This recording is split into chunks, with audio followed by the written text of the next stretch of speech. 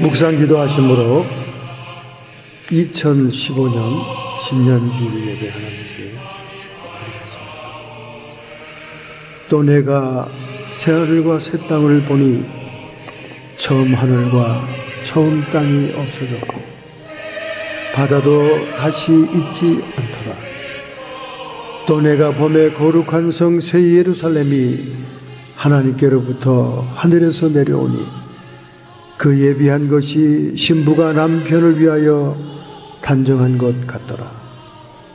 내가 들으니 보좌에서 큰 음성이 나서 가로되 보라, 하나님의 장막이 사람들과 함께 있으매 하나님이 저희와 함께 거하시리니 저희는 하나님의 백성이 되고 하나님은 친히 저희와 함께 계셔서 모든 눈물을 그 눈에서 씻기심에 다시 사망이 없고 애통하는 것이나 곡하는 것이나 아픈 것이 다시 있지 아니하리니 처음 것들이 다 지나갔습니다 하시더라. 하나님 아버지, 신년 새해가 밝았습니다. 저희들에게 많은 희망과 소망 가운데 달려갈 길이 앞에 있습니다. 금년 한 해에도 하나님의 영광을 드러내며 하나님의 축복을 나눠줄 수 있는 통로의 인생이 되게 해 주옵소서. 오늘 우리가 함께 드리는 이 예배를 통하여 성삼위 하나님께서 흠량하여 주시옵시며 하늘의 천군 천사와 화답하며 찬양할 때 하늘 보좌 주변 우편의 좌우에 둘러있는 내 생물과 함께 예배하는 24 장로들의 예배에 동참하게 주옵소서. 존귀와 영광이 세세 무궁토록 성부와 성자와 성령님께 있을지어다.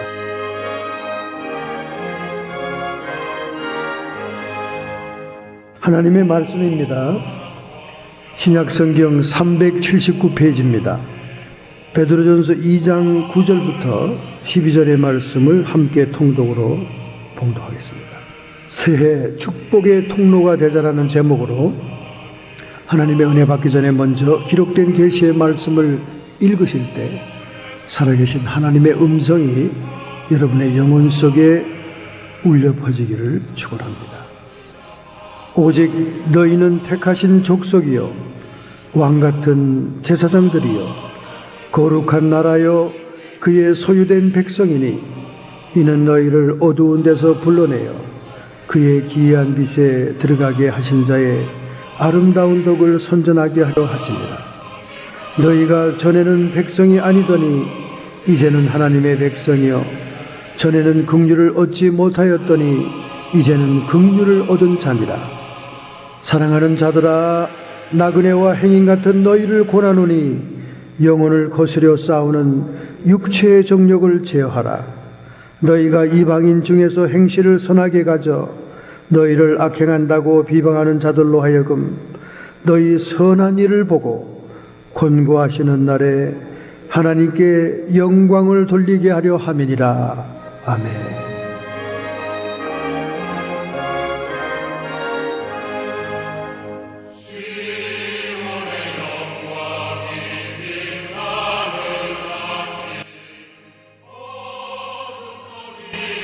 지난 12월 31일 그리고 1월 1일이 되기 직전에 세계의 모든 도시들마다 랜드마크가 되는 빌딩 주변에서 불꽃을 터뜨렸습니다. 우리 샌프란시스코도 금문교 근처에서 불꽃을 터뜨려서 수많은 인파들이 추위에도 불구하고 모여들었던 것을 TV로 봤습니다. 세계 도처에 추위를 무릅쓴 인파들이 마지막 시간을 보내고 새해를 맞이하고자 모여있지 않았습니까? 그런데 중국에서 여러분도 잘 아시는 상하이 와이틴시에서 큰 사고가 났죠. 거의 망신살이 뻗칠 정도의 세계적인 뉴스가 되었습니다. 상하이시 와이탄의 천의광장에 모였던 수많은 중국인들의 인파, 그 인파에 빌딩 18호에서 던져진 가짜 달라 지폐 때문에 수많은 사람의 희생자가 나지 않았습니까? 36명이 압사 사고가 났고 사상자 84명 중에 대부분이 10대에서 20대의 청년들이었습니다. 수많은 사람이 죽었죠. 공산 사회주의 국가에서 시장 경제를 추구하는 자본주의적인 성향을 띠는 중국인들의 속이 다 보인 거죠. 돈이면 최고다. 속이 다 보인 거예요. 세계적인 빅뉴스가 됐습니다. 연말에 있었던 싱가포르 비행기의 추락사고도 덮여질 만큼 세계적인 뉴스가 된 거예요. 돈이 뿌려지니까 수많은 사람들이 그쪽으로 몰리다가 수많은 사람이 죽었다는 거 아닙니까? 여러분, 이 사건을 보면서 어떤 느낌이 듭니까? 중국이 지금 세계적인 경제 성장을 하고 있는 그들의 가치관의 변화를 볼 수 있는 거죠. 물론 어느 도시에도 이런 사건이 있었다면 수많은 사상자가 났을 것입니다. 뒤늦게 중국의 경찰 당국이 세계 매스컴이 떠들어대니까 망신살이잖아요. 창피하니까 뭐라고 얘기를 했냐면, 사실은 사람들이 넘어지고 쓰러지고 하는 그 사건이 있은 다음에 고층 빌딩에서 가짜 돈이 뿌려졌다. 돈 때문에 사람들이 쓰러진 게 아니다. 벌써 먼저 사람들이 인파 때문에 쓰러졌고 그 후에 돈은 뿌려졌다. 이 궁색한 변명이 조그만 기사로 신문 끄트머리에 났습니다. 얼마나 낯뜨거웠으면 이런 당국의 경찰 발표가 있겠어요. 그거 누가 믿겠습니까, 여러분? 아무도 안 믿지요. 창피하니까 그런 성명을 낸 겁니다. 정말 너나 할 것 없이 돈이면 생명보다 더 소중합니까? 참으로 답답한 일이죠. 오늘도 우리 사모와 함께 교회로 달려오면서 대화를 나누는 가운데 이런 대화를 했습니다. 천국에 계신 부모님들이 우리를 향한 소원이 무엇일까? 이런 얘기를 하게 된 건 저희들이 오늘 연초에 성묘를 가기 위해서 준비를 하고 있기 때문에 그렇습니다. 여러분, 천국에 이미 가 계신 여러분의 부모들이 있다면 그분들이 여러분에 대한 2015년도의 기대가 뭘까요? 한번 여러분 생각해 보세요. 아휴, 우리 아버지는 살았을 때도 내가 목회를 잘 못하니까 그거 답답해 했는데 2015년도에 좀 부흥해라. 아마 그렇게 서운할 거지. 이런저런 얘기를 하면서 정답을 우리 사모님께서 얘기해 줬습니다. 목사님, 천국에 있는 부모님들의 소원은 다른 거 아무것도 없습니다. 땅에서 돈 많이 쓰고 부자 되다가 잘 먹고 잘 사다가 오길 원하겠습니까? 아닙니다. 그저 우리가 누리고 있는 이 아름다운 천국, 이 천국에 들어왔으면 그 생각밖에 없다는 겁니다. 가만히 생각해 보면 그런 것 같아요. 안 그렇습니까? 여러분 생각해 보세요. 세상에서 교회가 커서 부흥된들, 그래서 공명을 떨치고 이름을 날린들, 그리고 이 땅에서 2015년도에 그 전에 누리지 못한 돈벼락을 맞아서 복권 당첨 얘기하는 겁니다. 돈벼락을 맞아가지고 그냥 호의호식하고 별장을 사고 벤츠를 사고 크루즈를 온 식구 데리고 가고 이런 것을 천국에 있는 부모들이 원하겠냐고 말이에요. 아니라는 거죠. 우리가 이 아름다운 천국에 와보니까 세상살이는 정말 일장춘몽이었다. 세상에서 잘나고 세상에서 잘 살고 건강하고 이런 것도 다 그저 잠시였지. 우리가 누리고 있는 이 천국에 우리의 자녀들이 들어왔으면 좋겠다.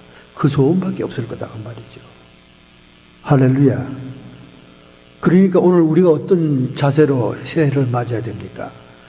이야, 금년도에 사업을 어떻게 잘해서 떼돈을 벌까? 이 중국 사람들 10대, 20대 청년들처럼 말이죠. 돈밖에 모르는 가치관이 된 거예요.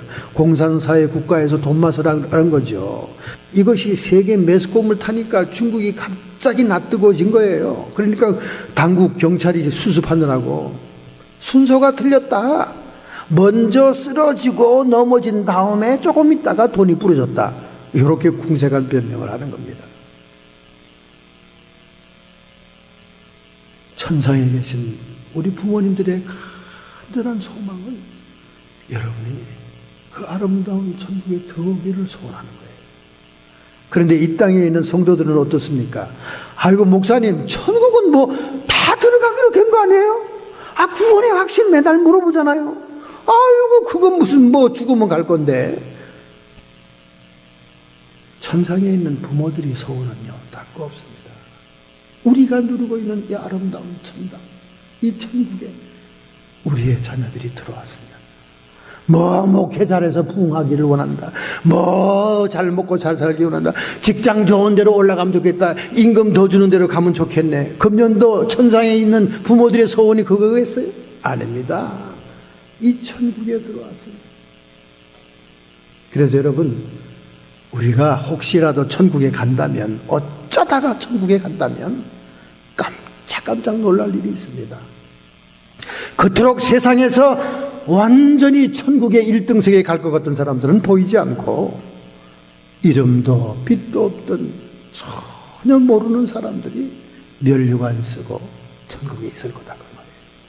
또 우리 사모님 얘기를 해서 미안합니다만 식당에서 필리핀 여자를 만났대요. 중년 부인인데 붙들고 막 울더래. Are you Korean?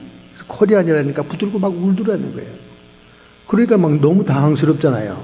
아니 내가 한국 사람인데 왜 붙들고 우냐, 필리핀 여자가. 막 대성통곡을 하더라는 거예요. 아, 그래서 남편이 한국 남자였는데 일찍 죽었나 보구나 이렇게 생각했다는 거예요.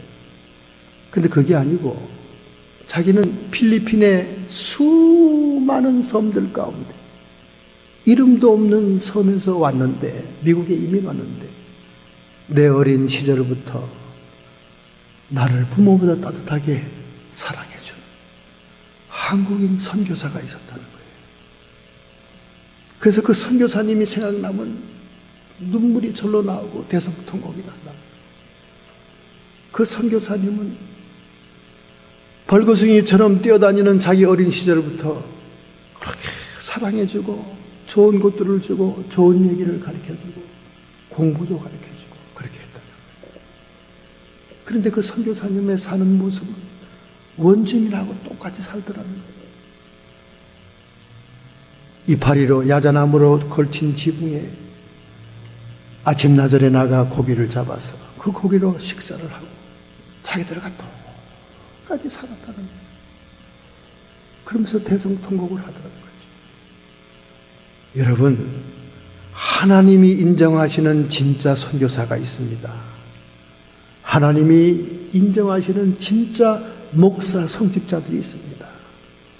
수많은 가짜들 때문에 도매금으로 욕을 먹고 있지만은 평생 적어도 7, 80년대 남들이 안 갈 때 선교지에 가 계신, 그리고 평생을 원주민들과 함께 같은 식사, 같은 주거 환경에서 이름도 빛도 없이 그 무인도 같은 섬 주민들을 위해서 평생을 희생한 분들이 수도 없이 많다는 거예요. 수도 없이 많아요. 그러니까 우리가 천국 가면 깜짝깜짝 놀라게 되는 거죠. 지금은 선교지에 가서 살지도 않으면서 그냥 세계 여행하는 것처럼 그 비싼 비행기 돈을 써가면서 여기서 돈 받아 저기다 찌르고 여기다 콩가루 떨어지는 게 더 많은 사람들이 많죠. 우리 시애틀의 조카 사이가 닥터 의사였는데 죽기 전에 마지막 순간까지 내가 하나님을 위해서 무슨 일을 해야 되겠다 그래서 선교에 뛰어드는 거예요. 선교에. 그래서 그 몸이 다 낫지도 않은 몸 가지고 선교지를 막 다닌 겁니다. 그런데 선교지에 다닐 때마다 절망하고 돌아왔다는 거예요.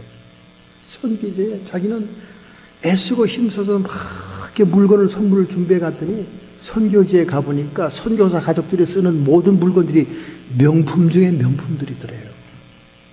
그 자기가 가져간 선물이 부끄러워서 못 내놨대. 그리고 돌아올 때 돈을 좀 주고 오려고 그랬더니 웬걸요?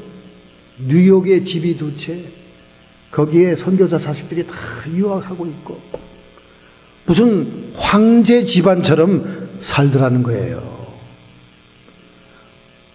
적어도 7, 80년대에 이름도 없이 빛도 없이 들어가 순교적인 신앙으로 평생을 바친 훌륭한 선교사들이 있는가 하면 21세기에 후로구들이 많다 그 말이에요. 그래서 그 장로님 우리 조카 사이가 큰 슬픔과 절망을 안고 돌아왔다는 거예요. 오히려 자기가 미국의 닥터인데 자기 수준이 떨어지더라는 거예요. 너무 잘 살다는 게 너무. 지금 종교계에서 가장 사각지대가 어딘 줄 아십니까? 선교사들 지대입니다. 각 교단에서 모든 보조는 받으면서 절대로 교단의 통제를 받지 않는 사각지대예요. 누구도 재정 감사하지 않고 누구도 감시하지 않아요. 컴퓨터 앉아가지고 컴퓨터 잘 두들기는 사람은 호의호식하고 삽니다. 동서남북 사방 지구 끝에서부터 돈들이 날아오니까. 그러나 그 중에 진짜 보석 같은 종들이 있다는 거예요. 현지에서 평생을. 자식들은 토착병으로 죽고 아내는 선교사 생활이 너무나 힘들다고 이혼해서 가버렸고 한국에 친정에 갔고 혼자 몸이 되어 평생 이름도 없는 섬에서 이름도 없는 원주민들을 위해서 헌신하는 종들이 많이 있다는 겁니다. 이런 분들은 수도 없이 하나님이 기뻐하시고 인정합니다. 그러니까 한국 사람만 보면 붙들고 우는 거예요. 대성통곡 하는 거예요. 선교사님이 생각이 나서 막 가슴이 찢어지는 거예요. 정말 우리 한국이 복받은 나라예요. 참 미국 선교사들에 의해서 신앙을 받아들여서 일찍 동남아에서 믿음의 세계가 깨어가지고 지금 세계 구석구석에 얼마나 훌륭한 분들이 나가 계십니까? 뭐 한류 K-팝이 궁뎅이 흔들고 춤추고 노래 부르는 그 정도 감각적인 수준, 그거 지금 눈에 보이니까 대단해 보이지만은 사실은 장글과 밀림과 사람이 살 수 없는 환경 속에 들어가 자신의 일생을 헌신하는 분들의 눈물이 꼴에야 한국을 빛나게 하고 있는 거예요. 그런 분들이 있습니다, 여러분. 그런 분들은 우리가 찾아가서 정말 기도로 물질로 단기 선교로 몸으로 헌신해주고 도와줘야 됩니다. 이거 컴퓨터 잘 치고 인간관계 잘 맺고 맨날 방송에 나와 스타처럼 설교나 해야 되고 부흥회나 다니는 선교사들은 이름만 붙인 거예요. 가짜들입니다, 여러분. 정신 차려요. 얼굴 알려져가지고 막 모금 선수들인 것뿐이에요. 진짜들은 이름도 성도 몰라요. 얼굴도 몰라요. 천국 가야 우리 주님 가장 가까이 있는 것을 보고야 우리가 아이고 고생하셨구나. 목사님들도 마찬가지예요. 우리 선배 목사님들 숭늉 집에 가서 숭늉 그 밥 먹고 난 그 숭늉을 떠먹고 배고프니까 신방 다니다가 다들 어렵게 사는데 누가 대접하겠어요, 목사님? 누구 얘기도 아닙니다. 우리 아버님 얘기였어요. 그 6.25 동란전에 그 얼마나 가난한 때입니까? 누가 그렇게 대접해요? 지금이나 극진히 대접하지. 그러니까 신방하다 배고프니까 집에 들어와서 가마솥에 있는 누룽지 국물을 퍼먹고 또 전도하러 나가고 신방하고 그랬다는 거예요.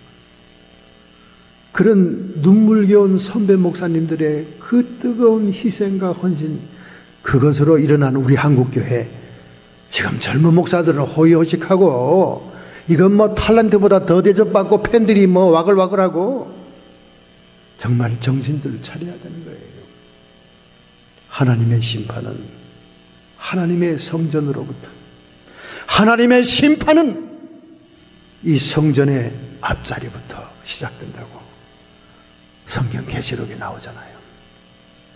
2015년도 우리는 깨어나야 됩니다. 정신을 차려야 돼요. 가짜 달러가 뿌려지자 그 달러를 향해 목숨을 걸고 뛰어가다가 목숨 바친 젊은이들처럼 우리의 모습이 아니냐 그 말이에요. 우리의 자화상이 아니냐 그 말입니다.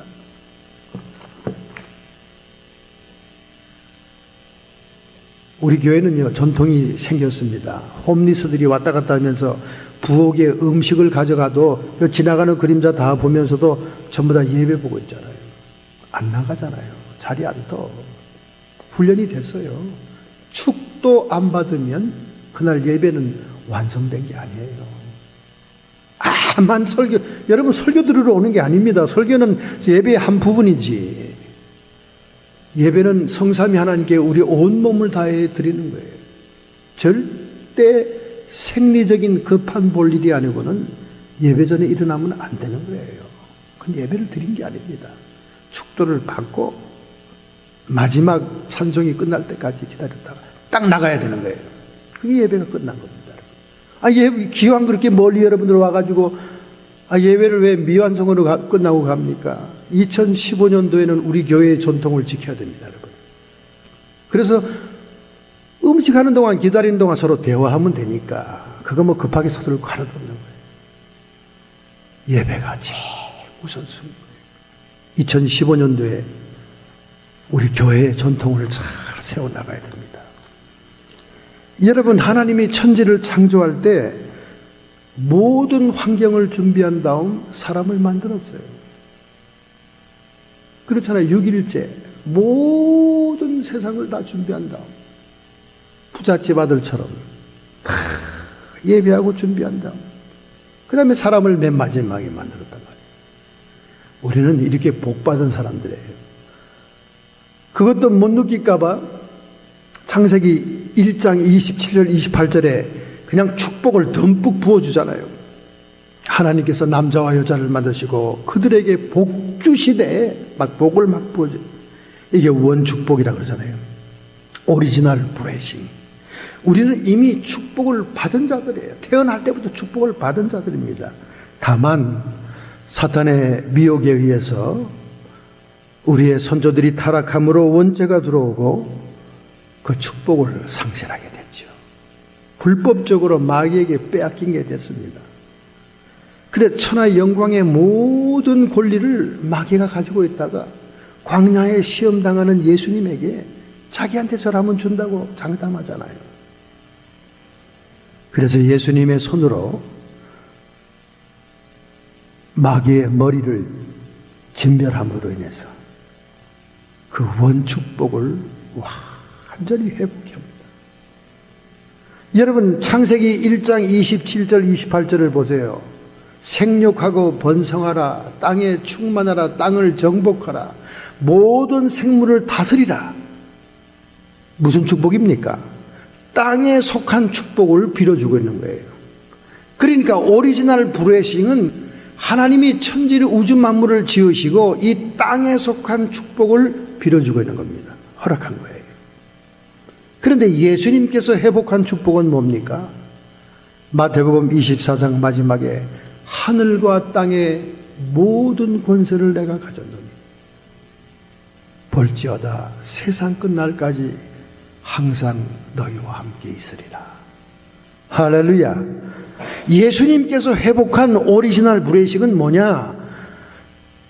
오리지널 블레싱이 땅에 속한 축복을 하나님이 사람에게 주었는데 그것만 회복한 것이 아니라 하늘의 권세도 회복했다 그 말이에요.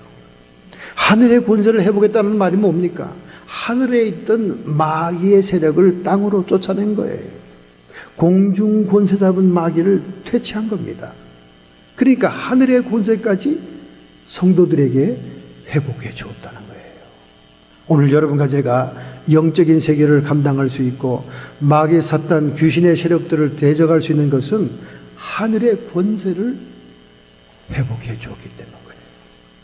그러니 오늘 여러분과 제가 정말 하나님의 자녀고 정말 성도라면 하늘과 땅의 권세, 하늘과 땅의 축복을 이미 가졌다고 말입니다. 믿으시면 하면 합시다. 할렐루야. 그러니까 우리가 막 축복을 받아야 된다고, 강박관념을 가지고 막 축복이 와야 된다고 2015년 양의 해. 예수 믿는 사람들이 그 띠가 무슨 상관이 있습니까? 그죠? 양의 해 이러면서 말이죠. 청량의 해 이러면서 말이지. 성경에도 양이 나오니까 막 축복의 해다. 막 올해는 정말 복 받아야 돼. 이미 받았어요. 할렐루야. 그러니까 우리 받은 바 축복을 이제는 나눠주는 게 더 중요한 사명입니다. 할렐루야. 미국에 오니까 참 제가 좋은 게 뭐냐면 God bless you. 이게 정말 좋더라고요. 나는 이 축복을 주로 누구한테 받은 줄 아십니까? 이 미국 교회 이 목사님한테 받은 게 아니에요. 길거리 거지들한테 받았습니다. 그냥 1불짜리 5불짜리 냉수 한 개라도 주면 God bless you, God bless you.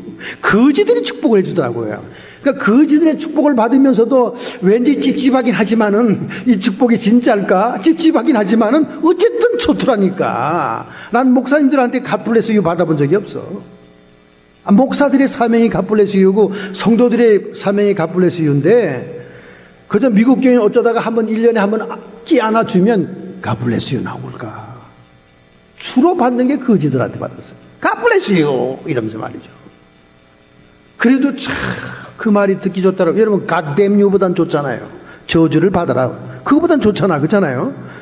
여러분 오늘 금년도 여러분의 입에서 God bless you가 나와야 될 줄로 믿습니다.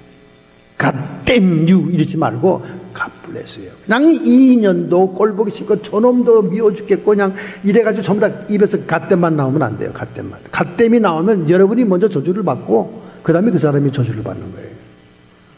여러분이 빨간 색칠을 해야 그 다음에 저 사람이 빨갛게 되는 거예요. 그걸 제가 성경적으로 이따 증명을 해줄게요. 지금 해줄게요. 성경으로. 예수님이 그렇게 말씀했어요. 마태복음 6장 45절. 선한 사람은 마음에 쌓은 선에서 선을 내고 악한 사람은 그 쌓은 악에서 악을 내느니라. 이는 마음에 가득한 것을 입으로 말합니다. 그 여러분이 자꾸 저주를 퍼붓는 것은 여러분이 저주의 인생이기 때문에 퍼붓는 거예요. 오늘 여러분과 제가 하늘과 땅의 모든 권세와 축복을 회복한 성도기 때문에 하나님의 자녀이기 때문에 우리가 입으로 축복을 빌어주게 되면 이미 우리 안에 있는 축복들이 흘러나가게 될 줄로 믿습니다. 할렐루야. 2015년도에 여러분 복 받으려고 막 그냥 애쓰지 마세요. 이미 기정사실이에요. 복은 이미 온 겁니다. 이제 우리가 그것을 입으로 시인하면서 다른 사람에게 복을 빌어주기 시작할 때 나한테 축복이 색칠해지고 난 다음 상대방의 복이 나가는 거예요. 이것이 금년도에 우리의 사명인 줄로 믿습니다. 할렐루야. 자, 그럼 이런 사명을 감당하려면 어떻게 해야 돼 도대체? 오늘 본문의 말씀 12절 하반절입니다. 너희가 이방인 중에서 행실을 선하게 가져 너희를 악행한다고 비방하는 자들로 하여금 너희의 선한 일을 보고 권고하시는 날에 하나님께 영광을 돌리게 하려 함이니라. 이방인들 중에 뭡니까? 믿지 않는 불신자의 사람들 사이에서 그들이 우리를 알지도 못하고 보지도 못하고 무조건 나쁜 사람들이라고 치부하는데 그런 사람들의 선입견을 깨트리는 것은 우리가 정말로 선한 일을 한다고 말이에요. 그 선한 일을 하는 것을 보고 권고하시는 날에 하나님께 영광을 돌리게 하려 합니다. 여러분과 제가 축복의 통로가 되기 위해서는 선한 일을 해라고 말입니다. 할렐루야. 그냥 가만히 내가 그저 교회나 입 다물고 잘 왔다 갔다 하면 천사들이 다 알아서 하겠지. 하나님이 다 알아서 하겠지. 아닙니다. 우리가 하나님과 성령님과 천사들의 손과 발이 돼서 선한 일을 해야 됩니다. 그래야 하나님의 축복과 하나님의 역사가 우리를 통해 흘러나가는 거지. 그렇게 선한 일을 하는 걸 보고 권고하시는 날에, 이 권고란 말은 헬라 원어적인 의미가 뭐냐? 하나님이 방문하신다, 그 말이에요. 여러분과 제가 선한 일을 행하게 되면서 축복을 빌어주고 축복의 통로가 되게 되면 하나님이 우리를 방문하게 된다, 그 말이에요. 이게 원뜻이 뭐냐면 하나님의 심판 또는 개종의 시기에 우리가 주님을 만나게 되는 것을 의미하는 의미도 있고, 또 이 권고한다는 원어적인 의미가 visit, 방문한다는 얘기예요. 여러분과 제가 선한 일을 행하고 하나님의 통로가 되고 축복의 통로가 되는 그때에 하나님이 실제로 우리와 함께 한다, 그 말이에요. 방문하신다, 그 말입니다. 할렐루야. 그래서 하나님께 영광을 돌리게 된다. 하나님이 영광을 받으신다. 할렐루야. 자, 그러면 이 축복의 통로가 되려면 어떻게 돼? 11절에 나오죠. 사랑하는 자들아, 나그네와 행인 같은 너희를 권하노니 영혼을 거스려 싸우는 육체의 정욕을 제어하라. 우리가 하나님의 통로가 잘 되려면 그 우리 영혼을 거스려 싸우는, 우리 영혼을 자꾸 거부하는, 하나님의 성령이 함께 동행하시고 하나님의 성령이 감동이 올 때 우리 영혼이 행하고자 하는 그 모든 것을 거스려 싸우는 육체의 정욕을 제거하라, 그 말이에요. 그러니까 영과 육이 자꾸 갈등을 하고 싸웁니다. 여러분 항상 그랬죠? 그래서 감동이 올 때 감동이 항상 갑니까? 조금 있으면 식어버리잖아요, 그죠? 감동이. 그 욕심이 감동을 막 방해하는 거죠. 우리 영혼 속에 순수한 성령의 인도가 들어오고 하나님의 감동이 들어오더라도 그게 오래 가지 않아요. 그래서 첫 번째 생각은 하나님의 생각이요, 두 번째 생각은 마귀의 생각이다. 은혜 받은 성도들 사이에 회자되는 말입니다.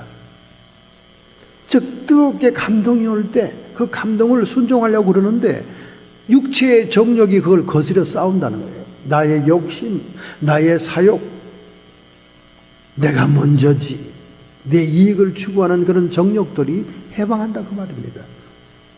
그러니까 우리는 2015년도에 축복의 통로가 되기 위해서는 우리를 변화시켜야 됩니다. 우리를 변화시켜야 돼요. 통로가 되려면 세 가지가 변화돼야 됩니다. 제일 먼저 마음이 변화돼야 돼요. 마음과 생각이 변화돼야 돼요. 두 번째는 말이 변화돼야 됩니다. 세 번째는 자화상, 셀프 이미지가 변화돼야 돼요. 마음이 왜 변화돼야 됩니까? 잠언서 4장 23절, 무릇 지킬 만한 것보다 내 마음을 지켜라. 생명의 근원이 이에서 납니다. 여러분의 마음과 생각 속에 생명의 근원이 있다는 거예요. 여러분의 마음과 생각이 채널을 선택하지 않습니까? 그죠? 악한 일을 할 것인가, 선한 일을 할 것인가, 육체의 정욕을 따를 것인가, 성령의 감동을 따를 것인가.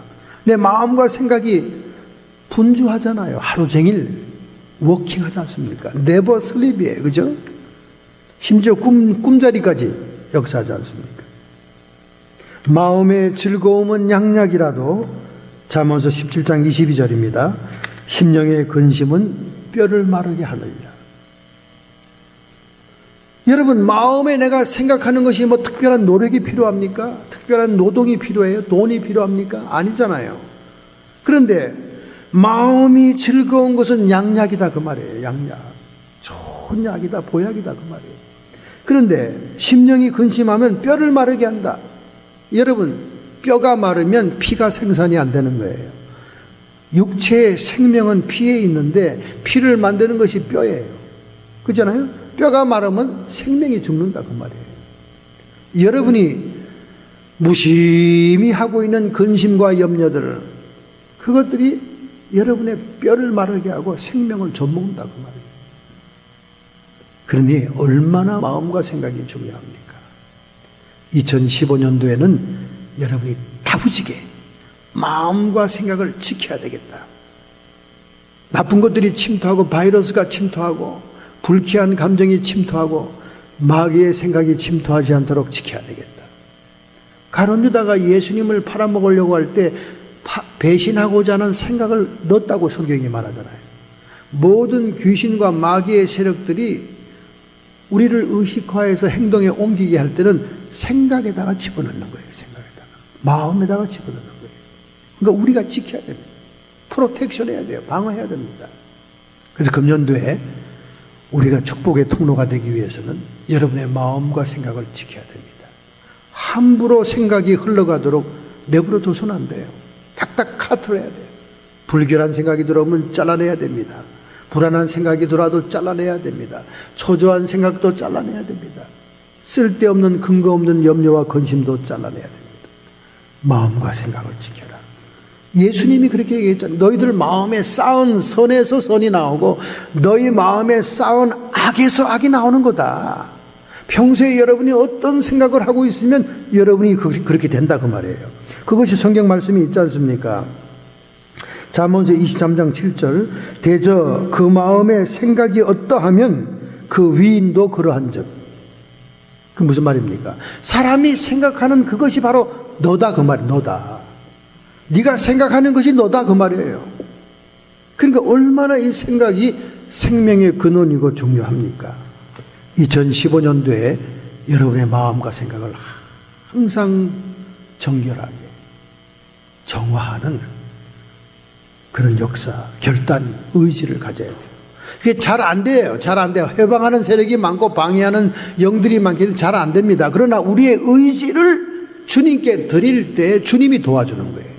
어린아이들의 손을 잡아서 일으키는 것처럼, 어린아이들을 안아서 지붕에서 떨어지는 걸 받아주는 것처럼 우리의 의지를 도와주는 분이 성령이다 그 말이에요. 그 다음에 말입니다. 여러분, 말. 잠언서 18장 21절에 죽고 사는 것이 혀의 권세에 달렸나니 혀쓰기를 좋아하는 자는 그 열매를 먹으리라. 사망의 열매든 생명의 열매든 말하기를 좋아하는 사람은 그 말로 좌우된다 그 말이에요. 특별히 우리 한국 사람들은 어릴 때부터 특별한 레저나 스포츠나 이런 것들이 없었어요. 그러니까 그냥 난로가에 앉아 얘기하고 토킹하는 걸 좋아합니다. 지금 TV의 모든 프로그램을 보세요. 전부 다 잔소리하고 잡담하는 프로그램밖에 없어요. 그리고 무슨 연예대상을 받는지 난 이해할 수 없습니다. 그게 또 무슨 연예인지도 몰라요. 예능이래, 또 연예래. 잡담하는 수준, 신변 잡기 가지고 깔깔대고 웃는 수준, 그리고 특별히 남의 흉내내는 것 수준으로 그것이 무슨 연예 대상감이 되는지 나는 이해가 안 됩니다. 그것이 지금 모든 TV 프로그램을 다 휩쓸고 있어요. 앉아가지고 얘기하는 거예요. 남 흉내내는 얘기. 이게 우리 어릴 때부터 보아온 얘기입니다. 어른들이 모이면 남 흉내내요. 핸디캡들은 불구자들을 흉내, 말하는 버릇, 이런 막 사람 얘기하는 흉내, 목사님들 설교하는 흉내, 막 이런 흉내 내기를 좋아해요. 말을 조심해야 돼요. 금년도 여러분, 말을 조심해야 됩니다. 말을 바꿔야 돼요.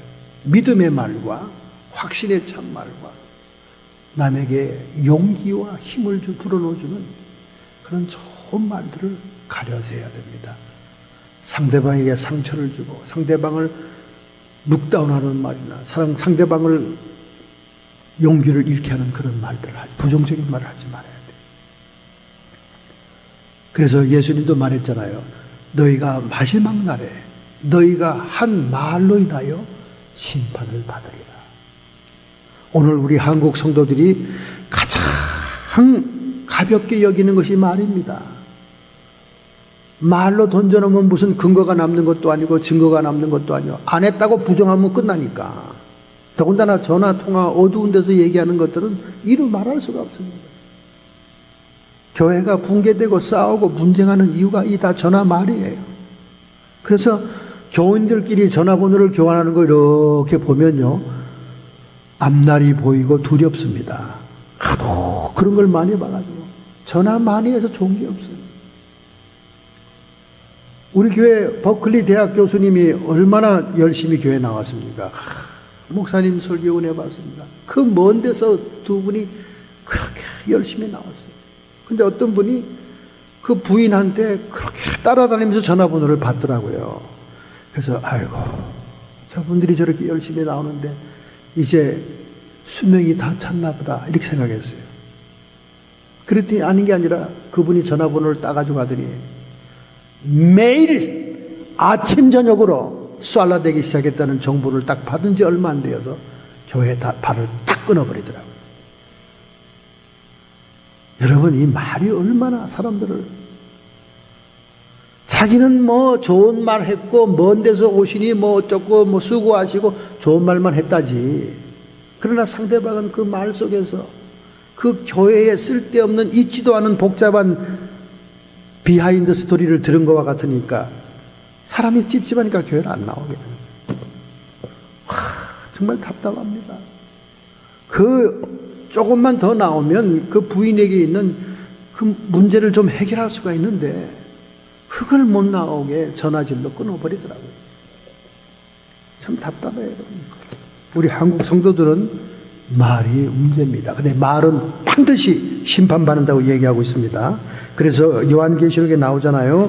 사람들은 뭐 거짓말하는 거 이거 아주 여사로 여깁니다. 한국 성도들은 뭐 그건 문제도 안 돼요. 죄도 아닙니다.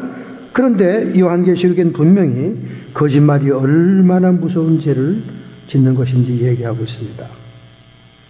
요한계시록 21장 8절의 말씀, 모든 거짓말하는 자들은 불과 유황으로 타는 못에 참여하리니 이것이 둘째 사망이라. 둘째 사망이 뭔지 알아요? 영의 사망을 얘기하는 거예요. 첫째 사망은 육신이 죽는 겁니다. 둘째 사망은 영이 영원히 죽는 걸 얘기하는 겁니다. 근데 어떻게 죽냐? 불과 유황불에 들어간다. 누가? 거짓말하는 자들. 여러분 오늘날 교회 나오는 성도들 거짓말 밥 먹듯이 합니다. 뭐 하얀 거짓말, 뭐 진실된 거짓말, 앞에 뭐 수식어가 붙여가면서 온갖 거짓말을 다 해요. 거짓말에는 돈도 안 들어가, 근거도 없어, 증거도 없어, 힘도 안 들어. 더군다나 뒷방에서 전화로 하는 거짓말 아무도 몰라. 목사도 몰라, 장로도 몰라, 권사도 몰라. 하나님은 알아. 그래서 그 거짓말로 인해서 불과 유황에 타는 못에 들어가는데 영원히 죽는 둘째 사망에 들어간다고 했어요. 저는 정말 지긋지긋하게 거짓말도 잘하는 분들이 너무나 많이 만났습니다. 너무나 많이 만났어요. 참으로 대단한 거짓말들을 또 해요. 근데 그런 거짓말들을 터무니없이 믿고 퍼뜨리는 사람은 또 누구냐 그 말이에요. 그 믿는 사람들의 그 수준은 또 뭐냐 그 말입니다. 딱 들어보면 거짓말인지 아는데 그걸 또 믿고는 또 그걸 또 막 퍼뜨려요 주변에. 그러니까 그 사람을 믿고 또 다른 사람들이 다 믿어. 그 거짓말 때문에 영원한 사망에 들어갑니다. 여러분. 그 거짓말 속에는 인격을 모독하고 파괴하는 거짓말이 많고, 제가 이 유선을 타는 방송 설교이기 때문에 구체적인 예를 못 듭니다. 들고 싶은 말이 여기까지 올라와도 너무나 진짜 엄청난 거짓말들이 많아요. 교인들을 한 팀을 전도해 옵니다. 전도해 와가지고 같이 하다가 요것저것 사소한 일에 목사가 자기 말을 안 들어주잖아요. 그러면 자기가 데려온 팀에게 또 전화를 다 해가지고 없는 이간질 거짓말을 다 해가지고 목사와 사이를 갈라놓고 자기가 또 딴 데 갈 때 다 또 개 탄 것처럼 데리고 또 갑니다. 거기다 또 붙여서 또 갑니다. 여러분이 구체적으로 그 말을 들으면 야 저건 마귀구나 이렇게 생각하겠지만 제가 예를 안 들겠어요.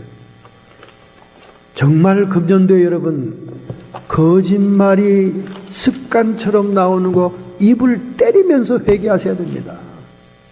너무나 여러분 이 거짓말은 사탄의 귀신들의 부하 노릇하는 거지 결코 성령님과 하나님의 축복의 통로가 될 수가 없는 것입니다. 이렇게 마음의 생각과 자기의 말로 인해서 자기가 얽히는 겁니다. 잠언서에 나오잖아요. 자기의 말로 자기를 얽는다 그러잖아요. 그러니까 여러분이 항상 미리 장담하지 마세요. 여러분의 마음에 막 타올라도 미리 장담하지 말아요. 누구한테 내가 이번에 된장 줄게 말해놓으면 그 말이 자기를 얽어매는 거예요. 된장 안 주면 그냥 그 사람은 실없는 사람이 되는 거예요. 저도 식사 대접하겠다, 뭘 하겠다, 수도 없이 많이 받아요. 심지어 기도원 지어드릴게요. 한 20만 불 드릴게요. 수도 없는 약속을 많이 받았습니다. 그때 제가 길을 막습니다. 하나님, 제가 시험 만들게 해주시고, 이건 그 사람이 지금 감동이 돼서 기뻐서 그런 걸로 듣게 해주세요. 왜냐하면 부도수표가 너무 많으니까. 부도수표가. 저는 괜찮아요. 그냥 지나가는 소리로 그냥. 근데 한 사람은 하나님 앞에 서원을 못 갚는 거잖아요. 그 죄가 얼마나 큽니까, 여러분? 생각해 보세요. 그러니까 여러분, 될 수 있는 대로 미리 말을 하지 마세요. 그냥 행동으로 옮기는 게 더 중요합니다. 친구 목사님들 가운데 밥 사준다, 밥 먹자, 수도 없는 약속이 금년도 초부터 얼마나 많은지 몰라요. 근데 그게 지켜질까요, 2015년도에? 여러분, 인사말도 조심해야 되는 거예요. 조심해야 돼요. 그러니까 미리 말보다는 행동으로 옮기는 게 좋습니다. 그래서 말과 생각이 셀프 이미지, 자화상을 만드는 거예요. 자화상. 자기의 모습을 만드는 겁니다. 여러분, 여러분의 모습은 하나님의 자녀예요. 예수님의 제자요. 그리고 하나님의 거룩한 나라요. 하나님의 백성이라고 오늘 본문에 말하고 있습니다. 거룩한 하나님의 백성의 모습. 그런 모습, 셀프 이미지가 갖춰져야 되는데 여러분의 쓰잘데없는 말과 생각 이런 것들 때문에 여러분이 그냥 누더기가 되는 거예요. 누더기가 되는 거예요. 겉모습은 성형외과 가서 잘 뜯어 고쳤는데 속모습은 누더기가 되는 거예요. 영혼이. 여러분, 얼굴이란 말이 어디서 나온지 알아요? 얼굴은 그 전말이 얼꼴입니다. 얼꼴. 얼이 뭔지 알아요? 얼 영혼을 얘기하는 거예요. 영혼. 얼의 꼴, 얼의 모양이 얼굴이에요. 그래서 대개 모든 사람들, 포카 페이스를 빼고는 얼굴에 그 사람의 영혼의 상태가 다 나와요. 의사들, 한의사들도 얼굴 보고 다 진맥 잡잖아요. 진찰하지 않습니까? 명의는 벌써 얼굴만 딱 봐도 알잖아요. 그죠? 눈 밑에 검은 게 많아. 그럼 간이 나쁜 거죠. 눈동자가 항상 충혈이 되어 있어. 폐가 나쁜 거죠. 입술이 항상 시퍼러. 심장이 나쁜 거죠. 벌써 얼굴 딱 보면 그 사람의 병을 다 진단하잖아요. 그죠? 마찬가지로 여러분의 영혼의 상태도 얼굴에 나옵니다. 얼굴에 나와요. 기쁨이 하고 수심에 가득 차 있으면 믿음이 떨어진 거예요. 두려움 속에 있는 것입니다.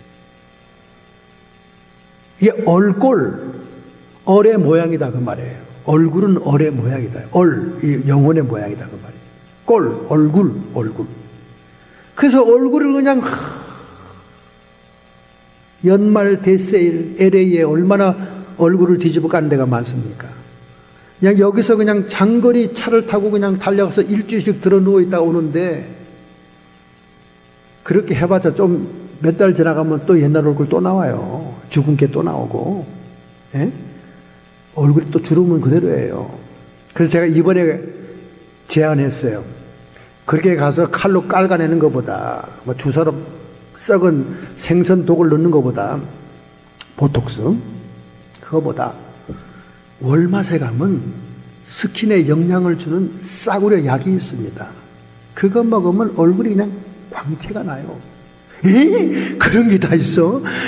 얼른 그걸 좀 달라고. 제가 그냥 사서 하나씩 다 줬어요. 다 줬어요.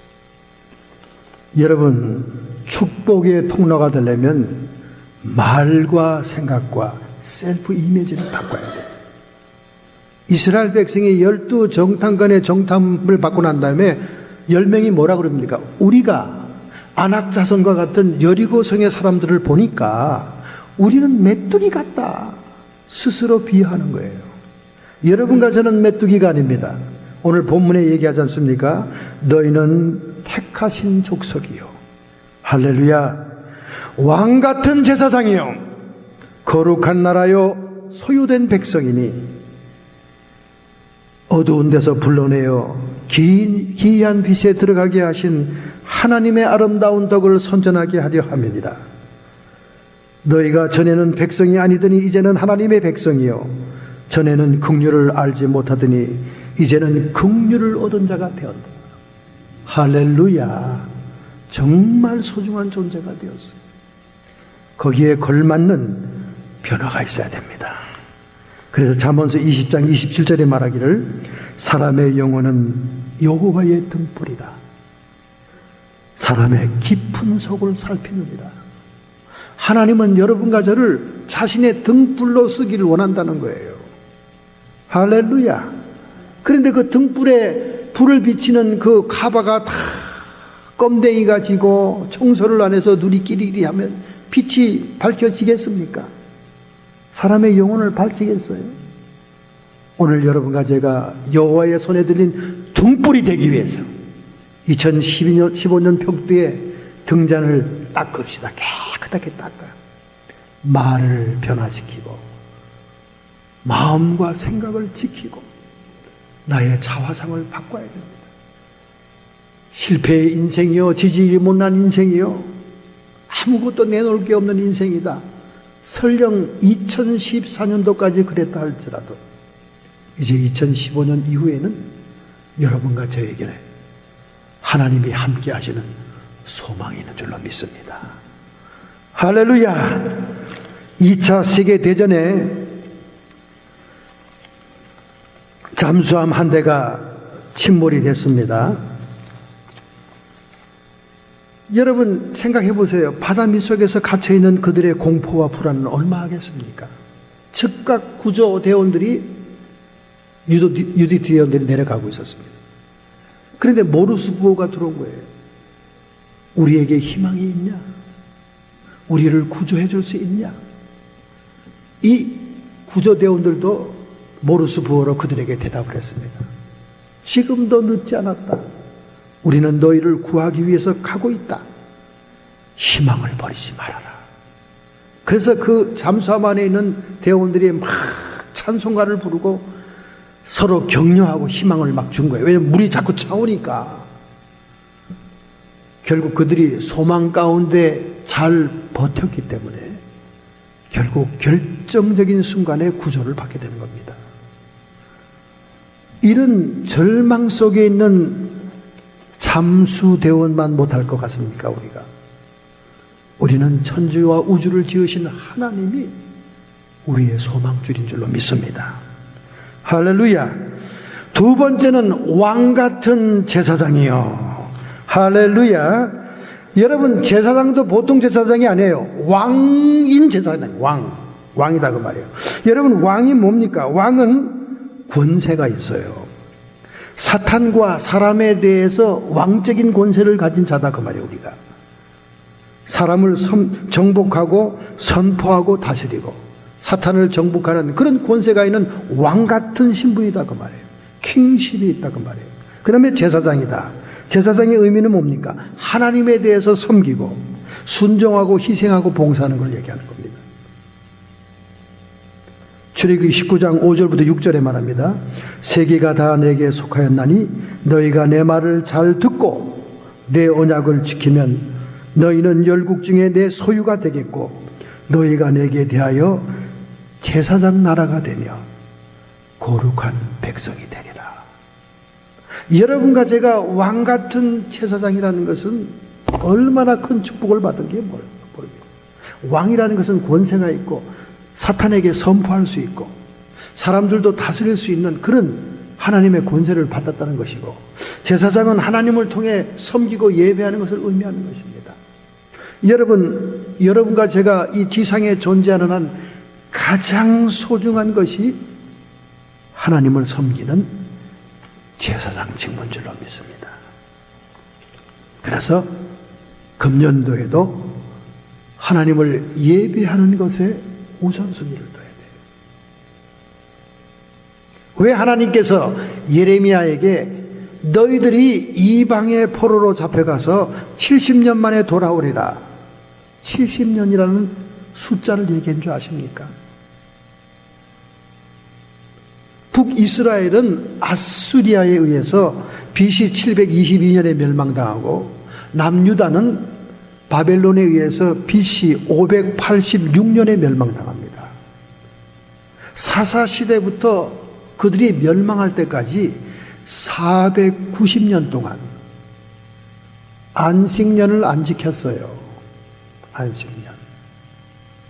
땅은요, 6년 동안 경작을 하면 7년째는 놀려야 됩니다. 이 하나님의 오묘한 천지창조의 법칙, 영적인 법칙을 지켜야 되는 거예요.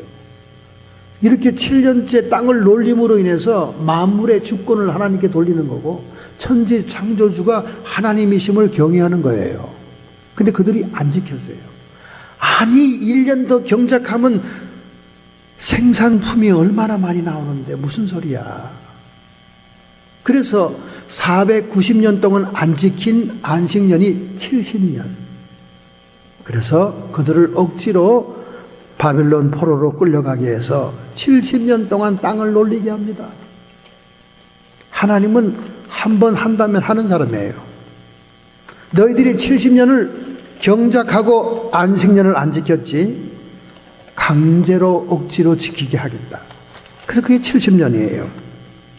그것이 성경에 분명히 나옵니다. 역대하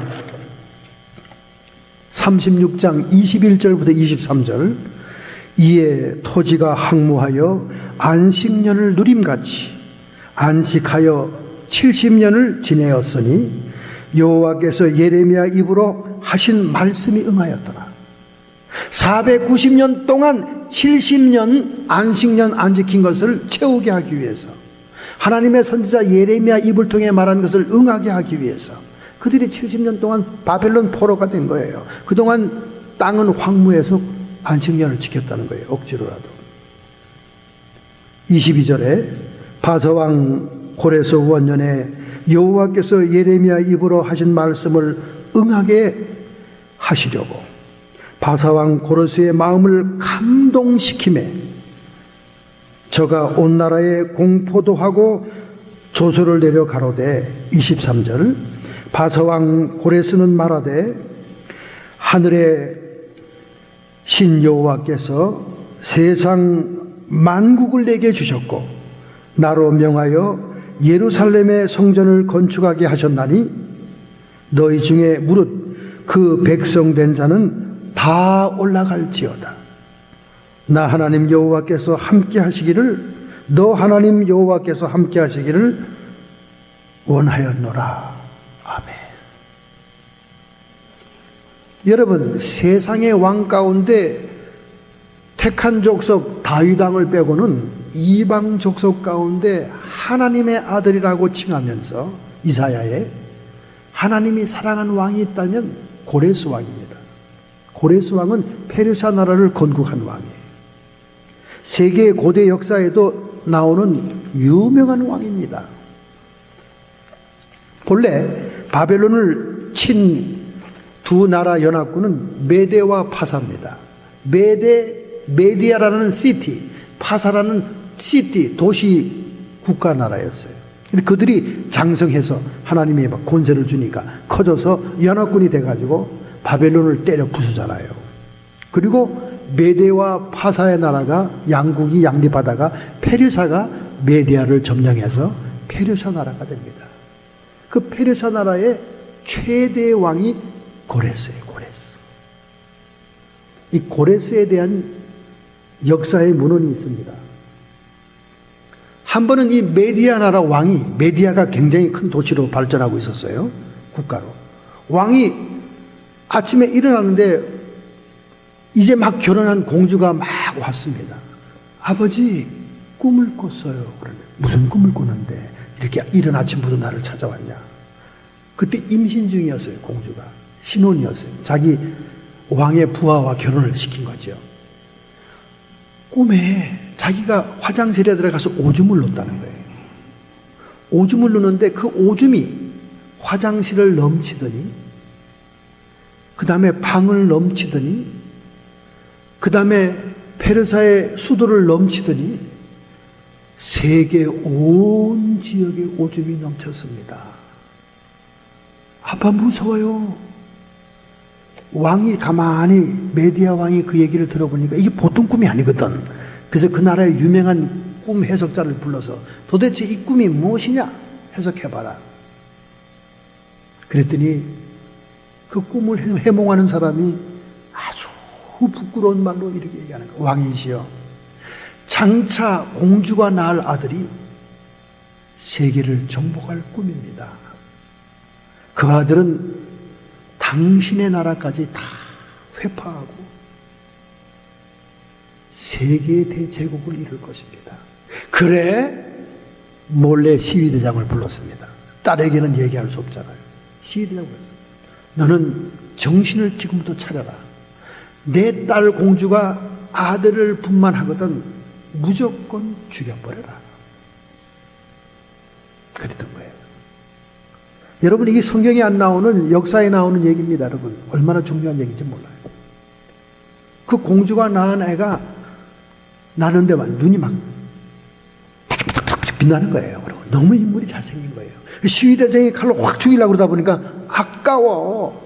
그래서 그걸 몰래 강보에 싸가지고는 산 움막으로 와서 산에서 화전민으로 농사하는 농부에게 갖다 맡깁니다. 누구의 아이라는 얘기도 하지 않으면서 그냥 소중한 아이니 내가 양자를 삼아서 키워라. 그걸 키우는 거예요. 근데 그 아이는 어릴 때부터 눈이 반짝이고 비범했어요. 동네에서 노는데, 동네 내려와서 노는데 마침 시위대장의 아들하고 시비 싸움이 붙은 거예요. 그 손자하고. 그런데 얼마나 애가 당당한지, 자기 신분이 비천한 농부의 아이에 불과하지만은 그 귀족 중에 귀족의 권세가 있는 시위대장의 손자애를 막 겁주고 말이죠. 막 그랬다 그런 거예요. 그 아이가 울면서 집에 와서 할아버지한테 얘기한 거예요. 그러니까 이 나라가 중앙 집권적인 나라로 질서를 세우려면 천민들이 귀족들에게 덤비지 못하게 해야 된다. 그래서 강력한 법을 조성하라고 얘기하기 위해서 자기의 상관인 메디아 왕에게 그걸 보고합니다. 이런 천민의 아이가 우리 손자를 이렇게 겁하겠다고 데리고 오라고 말이에요. 그 녀석 데려오라고. 그 데리고 와서 벌을 주려고 왕이 떡 봤더니 막 눈이 바짝바짝 빛나면서 얼마나 애가 괜찮은지 몰라요. 그러니까 그 아이를 궁궐에서 기르게 하는 거예요. 그냥 데리고 와서. 그러니까 이 시위대장이 그때 굉장히 마음이 상한 겁니다. 그리고 나쁜 일을 했어요. 그때 그 손자에게 해꾸질 했어요. 그래서 너무 기분이 나빠요. 어떻게 했냐면, 여러분에게 말하기가 참 그런데, 도리어 벌을 그 손자에게 줘가지고 손자를 죽여서 손자의 인육을 시위대장이 먹도록 했습니다. 그러니까 얼마나 자기 목숨을 살리기 위해서 왕 앞에 그 일을 했는데 이 속에서 증오심이 불탔겠어요. 그러던 어느 날 이 시위대장이 원수를 갚고자 했다가 그 상관인 메디아 왕을 죽입니다. 죽이고 난 다음 그 손자 아이를 왕으로 옹립해요. 그것이 고레스 왕입니다. 그래서 그 고레스 왕이 메디아를 정복하고 페르사 대제국을 만드는 거예요. 그는 어릴 때부터 그렇게 목숨이 경각에 달린 위험한 인생을 살았기 때문에 성인이 되어서 세계를 정복하는데 순식간에 정복을 하는 거예요. 그런데 여러분, 문제는 이런 비하인드 스토리가 아닙니다. 하늘의 신인 여호와께서 자기 마음을 감동시킬 때 그 감동을 받아들였다는 데가 중요한 포인트가 있는 거예요. 할렐루야. 금년도에 하나님의 성령께서는 우리 안에 계시기 때문에 끊임없이 여러분과 저를 감동할 것입니다. 할렐루야. 갈라디아서 5장 24절에 그리스도 예수의 사람들은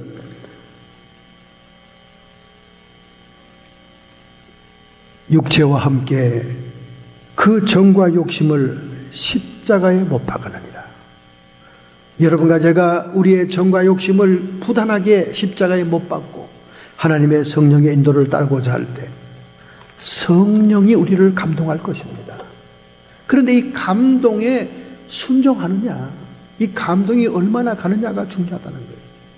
이 고레스 왕은 하나님이 그를 감동할 때 순종했다는 거예요.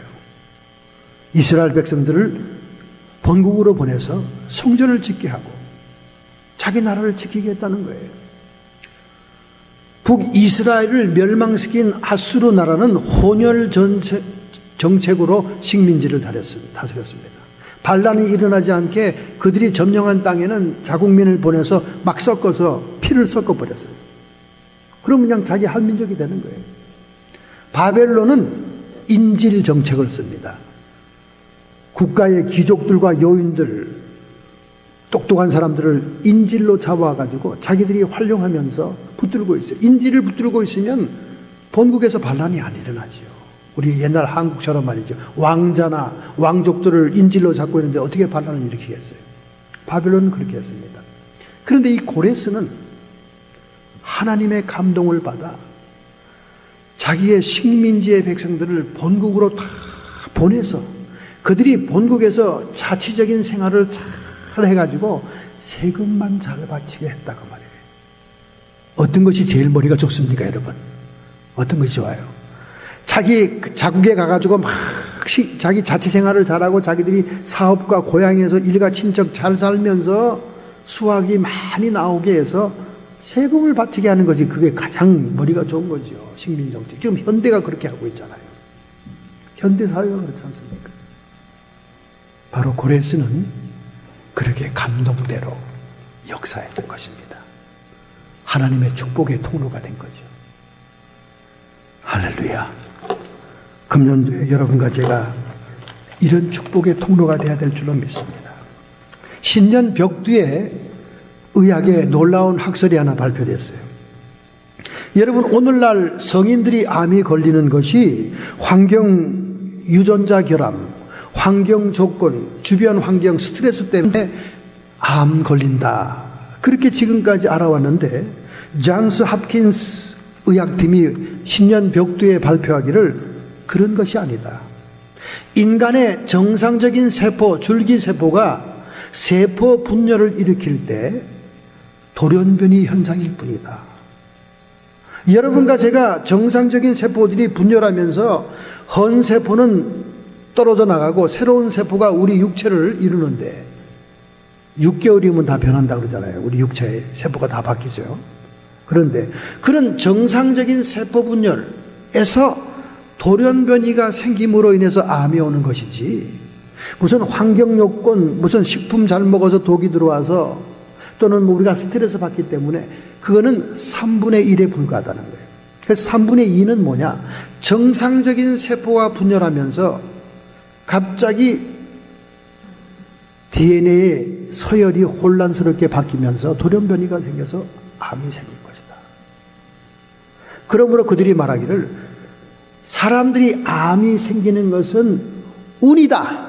운. 그렇게 얘기하죠. 운. 그 증거로 암에 요인되는 그런 많은 독을 마시는 사람도 암에 안 걸릴 때가 있다 이거예요. 담배 많이 피는 사람, 술 많이 먹는 사람. 장수촌에 어떤 할머니는 평생 동안 술, 담배에 찌들어 살았는데도 병암은 안 걸리고 살고 있잖아요. 그죠? 그러니까 이해가 되는 얘기죠. 여러분, 이 학설이 우리에게 뭘 얘기합니까?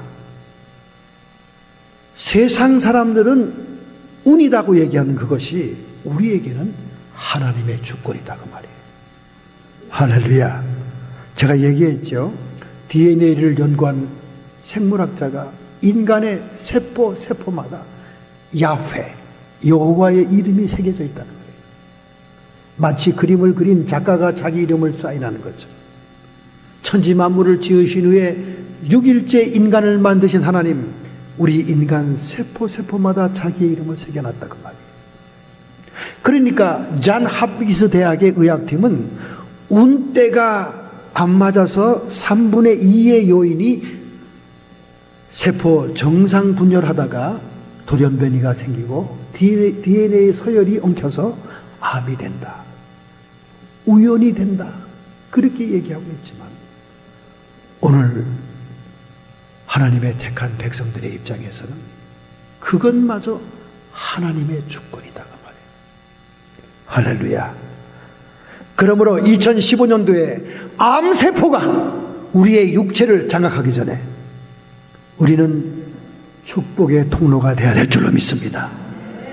이야, 하나님, 목사님이 겁을 멋있게 주네. 겁이 아니라 진짜입니다, 여러분. 암세포가 우리를 점령하기 전에 하나님의 성령의 감동이 있을 때마다 이방왕 고레스가 순종해서 하나님의 뜻을 이룬 것처럼 오늘 금년도에 축복의 통로가 되기를 예수님의 이름으로 축원합니다. God bless you. God bless you.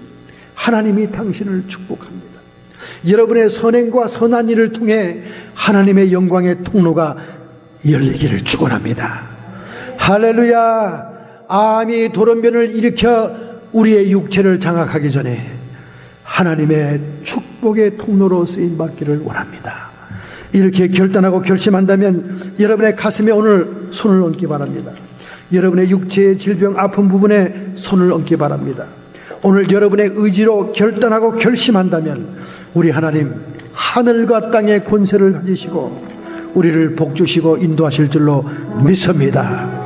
전능자의 손길이 오늘 우리와 함께하고 있습니다. 하나님, 우리는 연약한 질그릇입니다. 우리의 육체는 어디로 튈지 알 수 없는 그런 위기와 위험 앞에 서 있습니다. 그러나 우리는 하나님의 주권을 인정하고 하나님을 찬양합니다. 하나님, 금년도에 저를 사용하여 주시옵소서. 우리의 마음과 생각과 말과 자화상이 선한 일을 도모할 때 하나님의 성령의 통로, 하나님의 축복의 통로로 쓰임받기를 원합니다. 어두움의 세력, 흑암의 세력, 병마의 세력들이 우리 육체를 장악하기 전에 하나님의 영광의 통로로 쓰임받게 하옵소서.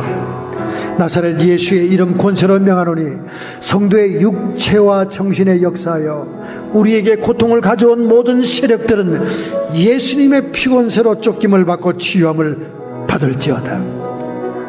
우리 안에 평강과 희락과 기쁨이 넘치는 하나님 나라의 권능이 임하소서. 악한 마귀 사탄 귀신의 세력들은 예수 그리스도의 승리를 선포하노니 이 시간 쫓김을 받을지어다. 떠나가고 물러갈지어다. 회방하지 말지니라. 우리의 생각과 우리의 마음속에 미혹과 정욕과 더러운 생각을 가져오지 말고 오직 이 시간 쫓김 받으라. 떠나가고 물러갈지어다. 예수 그리스도의 승리를 선포한다. 우리 하나님 영광 받는 한 해 되시옵소서. 예수님의 이름으로 감사하며 축복하며 기도하옵나이다. 아멘.